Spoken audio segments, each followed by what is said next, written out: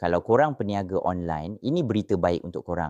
Perniagaan online ni dah ramai yang ceburi dan berjaya menghasilkan usahawan yang berjaya. Kita sendiri pun dah mula membeli secara online. Tak kira lah pakaian, makanan, gadget mahupun perabot, semuanya boleh beli secara online. Tapi macam mana kita sendiri nak percaya yang kita ni tak kena scam, barang yang beli tu ori ke idok? Yelah, kita order pun just tengok gambar. Sejauh manakah kita boleh percaya?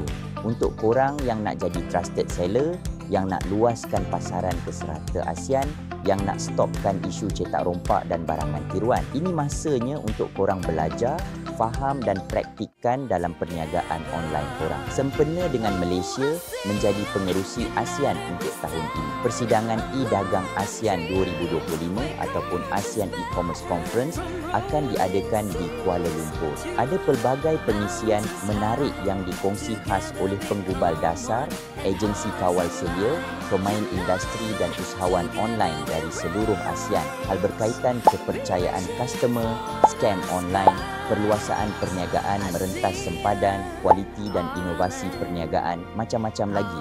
Memang tak rugi untuk korang join program ni tau. Program ini akan berlangsung pada 24 dan 25 November 2025 di Grand Hyatt Kuala Lumpur. Jadi tunggu apa lagi?